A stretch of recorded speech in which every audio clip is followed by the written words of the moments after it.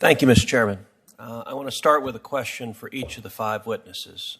In your judgment, are voter ID laws racist? Professor Tolson. Thank you for that question. So it depends. One thing we have to stop doing is treating all voter ID laws as the same. Okay, so your answer, I want to move quickly, so it depends is your answer? Yes, that's my answer. Okay, so what voter ID laws are racist? Apologies, Mr. Cruz, your state of Texas, perhaps? Okay, so you think the entire state of Texas is racist. What about requiring an ID to vote is racist?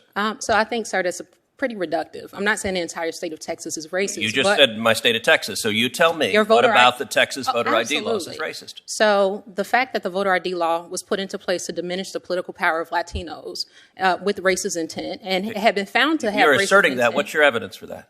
The federal district court that first resolved the constitutionality of Texas's voter ID law. Okay, so your view is voter ID laws are racist. How about you, Mr. Yang?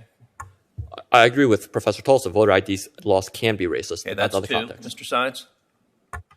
There are some voter ID laws that are racially discriminatory in intent.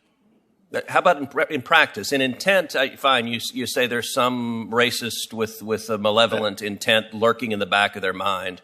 But let's just talk about it as a practical matter. When I go to vote, they ask me for my ID. I pull out my ID, I show it to them, I vote. Is that racist? If the law that requires you to do that was motivated by racially discriminatory intent under our Constitution. Set aside intent. I'm asking about the effect. Yes, in effect, I think that there are discriminatory effects from a number of voter ID laws. Okay, thank you, Ms. Reardon. I'm going to give the witness a chance to answer the question. Go ahead, Mr. Sine.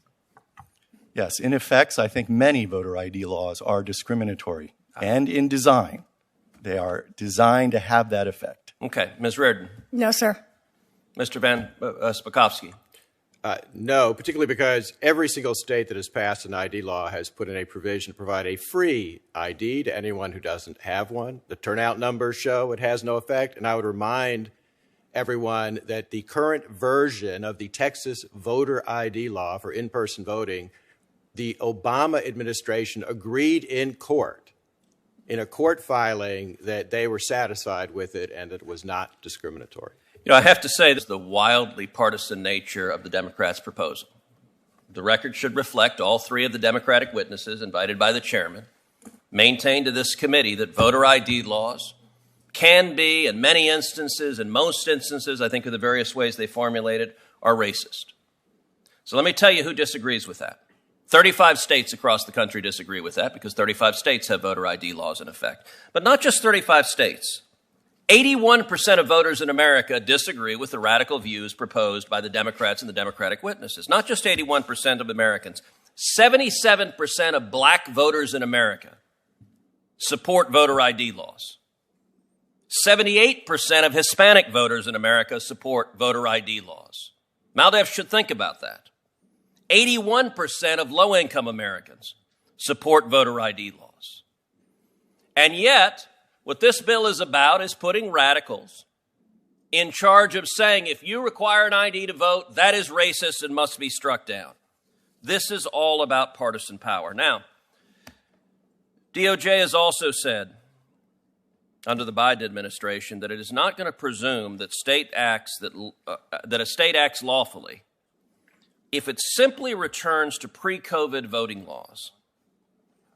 Ms. Reardon, Mr. Van Spakovsky, what does that tell you if they say after a pandemic, if you go back to the laws that existed before, DOJ is not going to assume that that's okay? What does that tell you about the partisan nature of DOJ?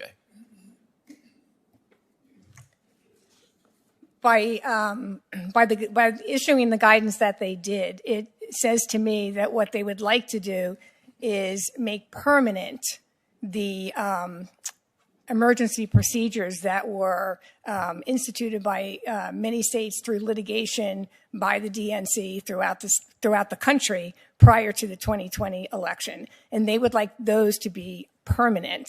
And so rather than understand that they are temporary, they are going to go after states that design to go back to their original election procedures.